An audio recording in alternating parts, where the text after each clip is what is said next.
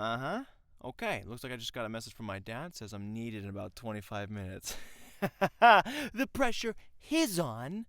Let's go. Go! We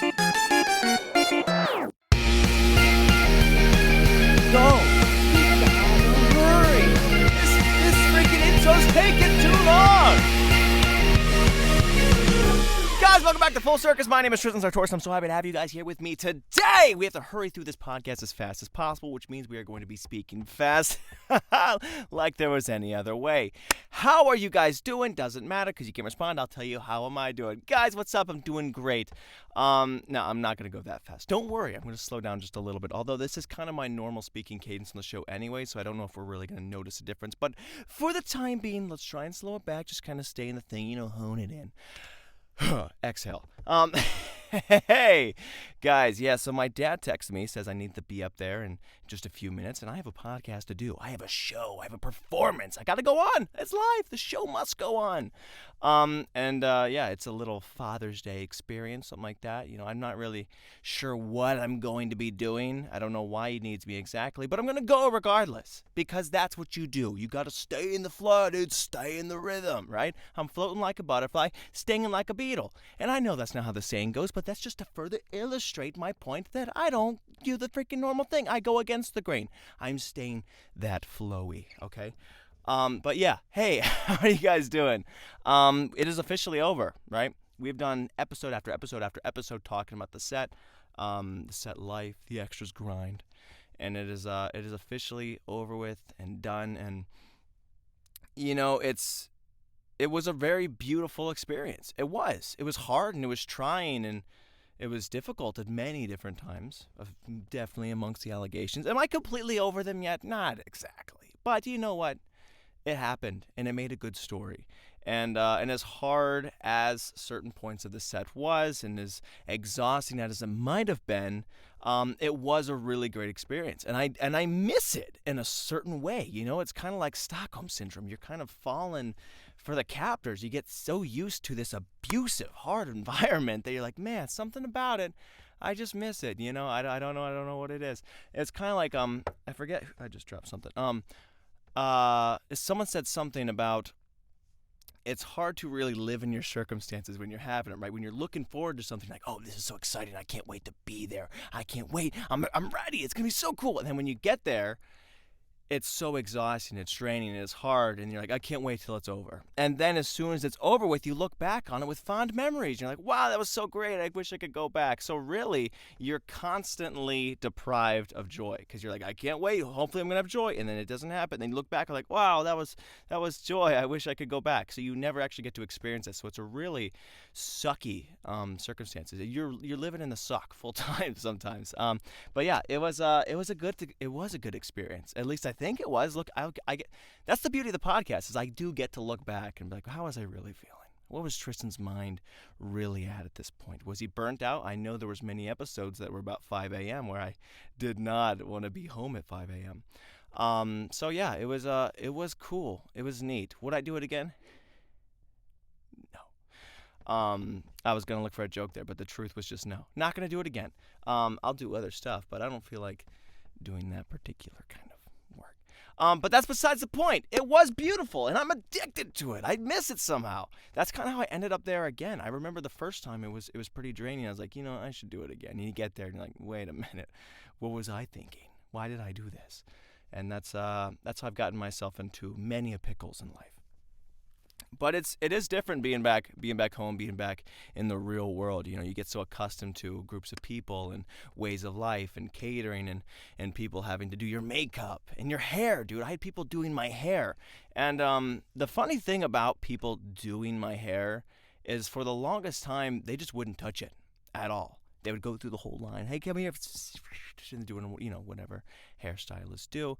And they'd get to me. I'm like, hey, okay, what do you need? And they're like, no, your hair's already perfect. It already looks great. And I'm like, oh, thanks. I'm feeling great, confidence, lifted, boosted, feeling awesome. And this went on for a long time throughout set until I realized that they were not saying, hey, it looks perfect. It looks great.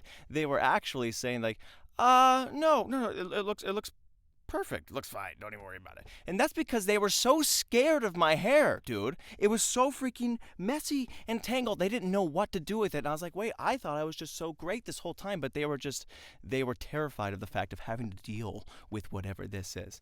And this went on for a long time until a fella named Ramon, dude.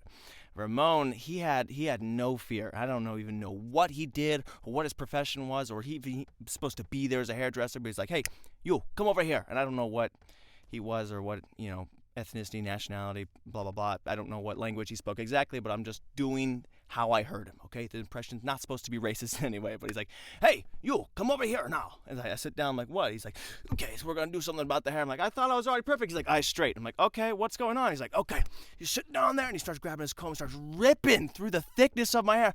I'm going to do it for you. I'm going to help you, man. I'm going to help you, Romano. Come on. I'm like, He's like pulling my scalp like he's peeling a freaking vegetable. I'm like, what is going on back there? I don't think this is how the experience is supposed to go. My hair is supposed to already be perfect. My face is getting red. I'm feeling flustered and freaking hot and angry because I'm going back. I'm being transported back into Ramon's hands. Now I hear his freaking comb snapping through my hair because it's so thick. He's like, Dios mío. Pulls out another one. It's like, how many do these have? Just keeps going through this whole thing, man. And it's just like knotted. My hair just gets completely destroyed. I don't know if he had little tiny Cub Scouts on the end of his fingertips just knotting up my hair. I was like, what if they knew all the knots? Everything was just completely ridiculous, and I did not like it at all. But that was Ramon, and then he started doing my hair for a little bit going forward, and I was like, we gotta get rid of this guy. Where did he come from? Why is he only doing my hair? What is my problem? And so I did not like that at all. So as far as Stockholm Syndrome goes, I do not miss that guy. I do not miss that part of set because, like I said, it's gonna be what it's gonna be. And I tried to make that clear to these people who I thought were being so nice to my hair, but really they were just terrified. I was like, hey, listen, you cannot tame whatever's going on up here, all right? Many have tried. Many have failed. It has been going on for generations upon generations. There have been prophecies told about my hair, about if there was someone to ride up with the thickest of Italian manes, that you shall not touch it. It's like Samson's, except for not that it can't be cut, but it literally cannot be cut. Your scissors, shattered. Knives, combs, nothing. So they tried. I don't know if he succeeded. He just hurt me a lot. I don't know if he did anything to actually make it better, but that was Ramon, and that was my experience on set. And so it is all over. I actually got wrap gifts for everybody, as we were wrapping up production, and I wrapped the gifts. That's cool wordplay. I got gifts for everybody, which you're not supposed to do. And I went around telling everybody, I was like, hey, I got you guys some wrap gifts. I got you guys some things. And I only paid $1 for them, but immediately they were like, oh my gosh, I feel so bad. I feel terrible. I'm like, you should be. And some people didn't say that. Some people didn't feel terrible that I was the only one getting them a gift. And if you're watching this, hey, there's still time. Start feeling bad. You didn't get me anything. Got you something. No, it was $1. But what I really set out to prove with my gifts was that it truly is the thought that counts, right? They were gifts from the dollar store. I got everybody a bunch of knockoff DVDs. So there was Frozen. I got some sort of ice princess movie. I got the Entourage movie and show with Mark Wahlberg. It was called Senior Entourage. It was with senior citizens and nuns and stuff like that. There was a Scooby-Doo movie or some sort of detective thing, but it was called Dead Detective, and it was just with ghosts only. And I think they were trying to find humans, or I have no idea. I haven't seen these movies. I don't even think they're real movies. There could just be cardboard inside those boxes for all I know. Someone else got what was it? It was Weirder Things. It was a Stranger Things knockoff. So weirder stuff or something like that. I didn't even get a good look at them. I just grabbed everything. I was like, this is gonna be great. And so I guess maybe they didn't need to feel bad, but it made me feel special the way that they felt bad. And then they opened it and they're like, should I have felt bad? So yes, there is still time to feel bad, but I guess at the end of the day, it really depends on which movie you got. There were a couple. Actually, there was just one. I think there was just Radio Rebel. It was a Disney movie. That was the only movie I'd ever heard of. Actually, it was the only movie that I know for certain is a real movie with real people. All the other ones are just complete phooey. It's baloney. It's made up. What else happened? Oh, as we left set, we went to go to Bob Evans, and this was a long night shoot, right? It was the morning that we went to go Bob Evans. So we got there around 6, 7 a.m. and people were spacing out. It was just so late, man. And Bob Evans was super accepting. It's a beautiful place there because even though we were extras, like we're not the most important people, it's like what Bob Evans says, everybody is somebody here at Bob Evans. And I felt like that. I felt a warm welcome when I got there, and I was like, hey, give me all the pancakes you got. They laid it down, and I was completely tired. I didn't even finish all my pancakes. That's how tired I was. I'd been up for about 30 plus hours at this point. Everyone's kind of spacing out. I'm like, are you guys all going to get home all right? Everything's okay? I'm like, I can't finish this. And that's how I knew it was over with. Now, the problem with this, though, so Bob Evans was great. The whole thing was awesome. The problem was that we did go so late that I had a funeral I had to attend in about 40 minutes, okay? So I book it home as fast as freaking possible. And what was I saying? Maybe I'm still tired now.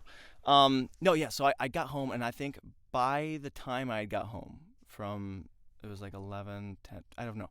I had been up for about 35 hours at this point. And I was like spacing out, and people were like, we gotta get ready to go to a funeral. I was like, what's happening? Couldn't finish my pancakes. And I was still a little bit hung up on that. And everyone did make it home safe, including me. I know if you were worrying about that. And I hope that they're watching their movies, feeling very grateful. But anyways, so I got home, and I was completely out. And I was like, you know what? Gotta do it. Gotta get some caffeine in me. Now, I don't have caffeine a lot. So I'm told that when you don't have a tolerance to it, it jazzes you up to the 10th power or 11th power. I have no idea. So I was excited for that. I took so much pre-workout, the caffeine, whatever the milligrams was supposed to equal like 8 cups of coffee. I'm like, I'm dead, but here we go. And it was like putting gasoline and nitrous into a car with no wheels. It's just a completely like that cartoon car just you know what I'm talking about? I was like, I don't feel anything. And I just immediately would start spacing right back out. And I was like, I got to wake up. I got to get to this funeral here. And so I was really, really fading out at this point. And unfortunately, funerals are not the liveliest of events. No pun intended. They're not like the most, they're not the most fun things to do. So I had not a lot of stimulation to keep me awake, right? When you've been up for so long, there's like, okay, come on, Tristan, come on, be there, be ready. I'm just like, what is happening? And it got to the point where I was starting to get like slap happy, which should have happened a long time ago, but for whatever reason, it kicked in at the worst time possible in the middle of the funeral. So I was just like laughing because I was trying to hold my arm up to keep the camera. I was stepping on someone else's gravestone. Not funny at all, but in the moment I was like, this is so awkward. And then because it was making me laugh, and then people were like crying around me, and I was the only one that was smiling and laughing, that was making me laugh even more because it was so horrible. And this guy, we had rocks, and there was this dude that looked like he came right out of Duck Dynasty. And he just like came out of the woods and started like orchestrating the whole thing. I'm like, what is going on here? He's like, if you guys want to grab a scoop of earth, we could put it in the hole now. I was like, what, dirt? And so it was just a big fiasco. Things that shouldn't have been that funny were very silly to me in the worst possible time. So people, I don't think anyone really noticed, but if they did, they would just be like, oh, this is so horrible. And turn out, who is this guy? Why is he standing on someone else's headstone and just laughing? Horrible human being. I bet he didn't even finish his pancakes. But you know what? I am a good person. I gave out gifts. But anyways, what else happened at the funeral? Dude, you know what I don't love and love at the same time? Is that how come... Maybe this can be the interesting thoughts. It's interesting thought, guys. If you haven't been here before, just know that the interesting thoughts are in Tristan's thoughts. I feel like we're kind of flying through the show, and that's okay because I do have to go soon. What was I saying? I'm going so fast. This is what I was talking about before when I said Mr. Vj. If I don't stay on my linear speed freaking highway, fast lane, then I just fall completely off. It's like stepping stone, stepping stone, stepping stone. If as soon as I lose that lightning fast cadence, I fall in the river and everything goes apart. So I have to kind of stay fast, have to stay in my lane. So anyways, what I love is meeting people that you don't know at all, and they're always like your parents or grandparents' friends, and they're like, hey, remember me? And I'm like, of course, how could I forget? And and they're always like bring up something like, yeah, I used to hold you when you were a baby, and I was like, okay, you didn't even know my name. Like, how am I supposed to even recognize you? Like, hey, what are you? You Carlton or Joey or Nick? I'm like, you had 4 tries, and you took 4 of them, and you barely even got my name right on the 4th one, and that's because someone was nudging you and saying that's Tristan. But anyways, yeah, so they don't even know who I am, but somehow I'm expected to know who these people are because they held me one time when I was 2. And I was like, you don't look any different. I mean, you look way different. I look way different. You didn't recognize me. And I love the awkward situation where we just all kind of pretend to know each other. It's like, hey, do you remember me? I'm like, no, who are you? And then your parents, they can't say anything, but obviously they're in the moment going, oh, yeah, you know her. You know her. It's like, no, I don't. Okay? Has it been 22 years since I've seen you? No recollection. So I always find that moment, especially when I'm completely tired. I'm like, yeah, I've been up for a long time. That's the reason I'm not recognizing you here. But it's not. It's just the complete baloney of the situation. Let's stop being fake, guys. Let's just start admitting. That's what I want to do. The next time someone does that, I just want to be like, hey, I don't recognize you at all. And you won't, and they're going to try and explain and say things like, oh, but I was here at this church, held you at this time, you were a baby, you were this. I was like, listen, you can talk as long as you want. Not going to make a diff. Okay? You will do nothing to jog my memory of you saying, oh, this is your baby Tristan. Okay, have him back. And that was it. Kaput. That was the entirety of our experience, of our relationship together. So yeah, that's what I want to do next time. It's like, no, don't know you. Sorry. But do you even really know me anyways? I think that'll be fun. I think that'll be a good way to just kind of put everybody on their toes, because I don't ever see anyone doing that. What would happen? Would that change the whole dynamic in the situation as a whole? Oh, hey, yeah, so sorry. Oh, you remember him? Yeah, you remember him? Yeah, Tristan, you remember him? No, I don't. Wait, what? You're not supposed to say that. You're supposed to play along with the bit, Tristan. You're supposed to play along with the ways of society. And just, there are the laws of conversation. And I won't. I think I'm going to go against the grain in that way. And we'll see what happens then. It should be exciting. I'll update you further. Yeah, what else happened? I was just tired. And I remember kind of like just spacing out. Well, I was spacing out, but like from the funeral to everywhere around, and like the movie Click, it's like, I was like, what? Hello? And like, do you remember me? I was like, no. Hey, where am I? And all of a sudden there's cookies and food and everything in front of my face. Like, what is happening? I would just blink and be somewhere completely different. And it was a completely unique and exciting experience to look back on again, but in the moment it sucked. So it's one of those things where you're always living in the suck, baby. But yeah, it was cool. And we did have like a beach party, not a pool party in a way, for my grandmother's funeral. And I was telling people about that when I had to leave Bob Evans in such a hurry. And I was like, I gotta go. I gotta get to this place. It's a funeral. And it's actually a beach. It's we're gonna have some fun. It's a pool party. Like, wait, what is happening? It's a pool party, but for someone who died? I'm like, yeah, we loved her. It was just, she loved water. And I didn't really want to elaborate any further than that and just leave the context as is, huh? Just, I'm out.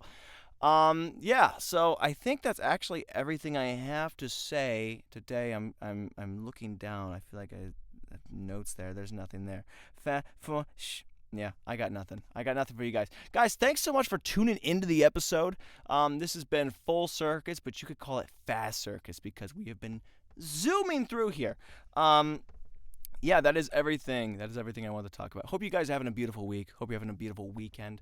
And we are officially done with the set life, with everything that involved that. So we'll have to go and create our own magic and create our own stories going forward. And that's what life's all about, right? Sometimes you're not set in a certain circumstance. And you got to just create your own unique fun. And sometimes that includes yelling at somebody that you do not remember them. And that's just honesty. There's nothing wrong with being genuine. Like, to be completely genuine, I don't know if you're watching this, probably don't know who you are. And if you are watching it or aren't, I definitely know who you are. I don't even know what I'm saying right now. I'm so out of it. Guys, I have to go help my dad do something like that. I'm going to float like a butterfly, sting like a beaver. That's an animal joke, guys. Actually, I don't know if I wanted to leave yet. I feel like I had another thing. This is unprecedented. Have I ever? I've actually done that a few times where I thought I was leaving. I come back in because I'm so bad at ending the show. It's this crazy little cycle where you kind of just start spinning your wheels and you're just doing a peel out. You're trying to just, except I never put it in drive, and we just kind of leave there. I'm like, wait, is he actually supposed to go? Was he ever going to go to begin with? Was this a publicity stunt? Yes and no. I don't know, to be honest. I'm having a lot of fun, and I'm feeling comfortable just sitting here and talking, but I also know I have responsibilities and obligations I need to go attend to. But yeah, I love the podcast and I love you guys. And that's being genuine. And because I'm so honest with other people, you know that when I say that, I mean it. But yeah, I will go. I will go. I will go. I should go. At any point, I could leave right now.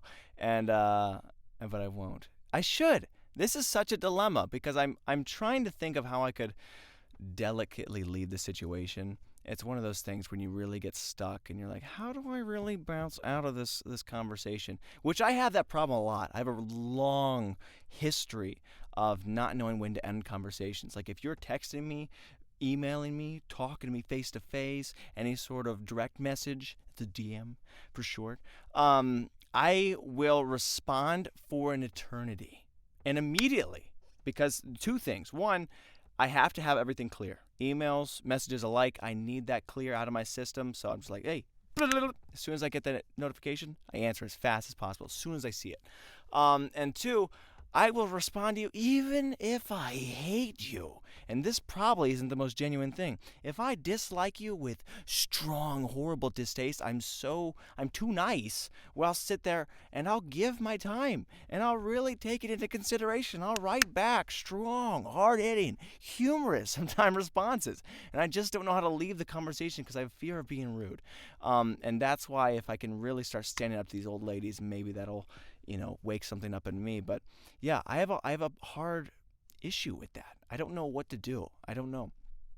Because you're just kind of responding, and then you're in too deep with these people. It's like you've formed a relationship, but it's like kind of one-sided, but they think it's real, and you've just been pretending for so long, and you're like, how do I back out of this without seeming like a douche, which I've been trying to do this whole time, but I've been so nice, but how do I become a douche?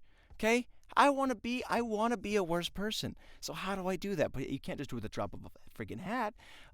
So these are the dilemmas. These are the things I think about. I'm like, what do I do? How do I actually back out of the situation? And the same goes for the podcast, except for I am genuinely enjoying it. So you can imagine that if I am enjoying a conversation, if I'm liking the dialogue that we're having, how much harder it would be for me to escape. It would not be. So I think that's the trickiest part, is I just don't want to be a douche to you guys. And I think maybe this is going to be the best practice for me with other people, is to just start leaving the podcast abruptly and sincerely, and as rough and genuine as possible. So if I'm just like, hey, you know what? Peace.